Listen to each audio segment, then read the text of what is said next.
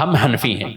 اچھا، شافی یعنی جو امام شافعی رحمۃ اللہ تعالی کے پیروکار وہ شوافی کہلاتے ہیں، امام مالک کے مالکیہ کہلاتے ہیں، امام احمد بن حنبل کے وہ حنبلی کہلاتے ہیں۔ عقائد میں کوئی فرق نہیں ہے، یہ نہیں کہ چاروں ائمہ کے عقائد کے اعتبار سے کوئی فرق ہے، عقائد میں یہ اہل سنت ہے سب چاروں ائمہ۔ مسائل میں فقہ کے اعتبار سے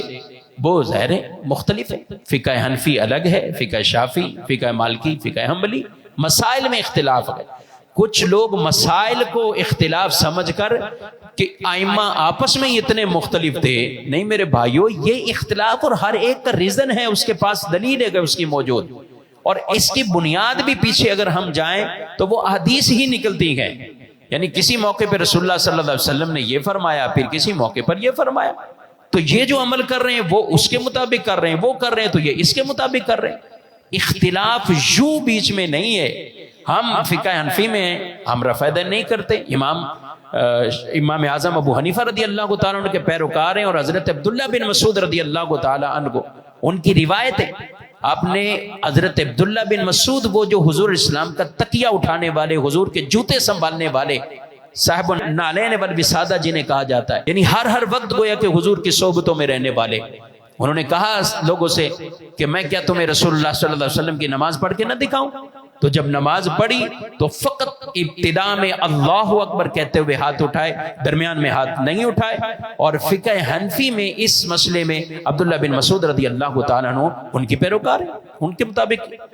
تو روایات دوسری طرف بھی اور ہیں، ان کو عقائد کا اختلاف نہیں سمجھنا چاہیے۔ میں آپ کو ایک واقعہ عرض کروں، بخاری شریف میں ایک روایت موجود ہے، نبی کریم صلی اللہ علیہ وسلم نے ایک مرتبہ صحابہ کو روانہ کیا اور فرمایا کہ تم قافلہ لے کر جاؤ، عصر کی نماز وہاں پڑھنی، عصر وہاں پڑھنی۔ اب قافلہ نکل گیا، جب عصر کا ٹائم بیچ میں ہی شروع ہو گیا، اب جب عصر کا وقت بیچ میں شروع ہو گیا، بیچ میں ہی وقت آ گیا، تو صحابہ کرام علیہ مردوان نے کہا کہ ابھی نماز پڑھ لیتے ہیں پھر آگے قافلہ لے کے جاتے ہیں۔ دوسرے صحابہ بیچ میں کچھ انہوں نے کہا کہ ہم تو نماز نہیں پڑھیں گے یہاں پہ، کہ رسول اللہ صلی اللہ علیہ وسلم نے فرمایا وہاں جا کر نماز عصر کی پڑھنی، تو جب وہاں گئے ہی نہیں تو ہم کیوں یہاں نماز پڑھیں؟ اب یہ کہہ رہے ہیں کہ رسول اللہ صلی اللہ علیہ وسلم کے فرمانے کا مطلب یہ تھا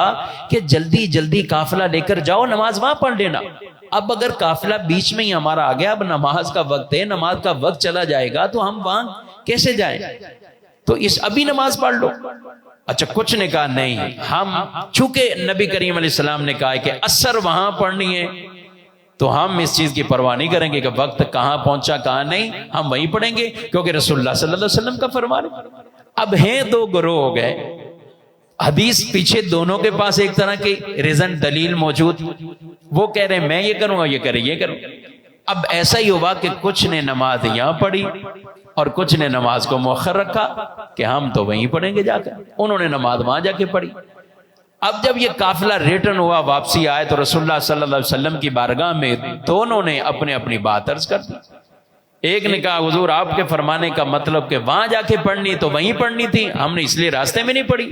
دوسروں نے کہا کہ ہم نے اس لیے پڑھی کہ آپ کا یہ فرمانے کا مطلب کہ جلدی جلدی جاؤ، اب نماز کا وقت ہو گیا، ہم نے پڑھ لی۔ نبی کریم علیہ الصلوۃ والسلام نے دونوں کے بارے میں یہ نہیں فرمایا کہ تم نے بھی غلط کیا، تم نے غلط کیا، یہ تمہاری نماز نہیں ہوئی، یا تمہاری نماز نہیں، بلکہ دونوں کی نمازوں کو آپ نے جائز فرمایا۔ جس نے یہاں پڑھی وہ بھی ٹھیک، جس نے وہاں پڑھی وہ بھی ٹھیک، کیونکہ دونوں کے پیچھے ایک دلیل تھی اور وہ ایک اجتہاد تھا صحابہ کرام علیہ مردوان کا۔ تو یہ مرتبہ جو اجتہاد والے، جو اس مقام والے، وہی ان کے ریزن اور اس کی علت اور اس کی دلیل کو سمجھتے گئے۔ عام عوام کا یہ کام نہیں کہ وہ خود کہے کہ میں اس کو دلیل کو یوں لوں، میں اس کو، اس کے لیے بہت بڑا علم چاہیے۔ اور یہ جو ہمارے ائمہ تھے، شافی، فقہ حنفی والے، فقہ شافی والے، مالکیہ والے، حنبلیہ والے، تو ان سب کے پیچھے دلائل گئے، مگر عقائد کا اختلاف نہیں، عقائد کا اختلاف نہیں، عقائد میں یہ وہی اہل سنت والے عقائد گئے۔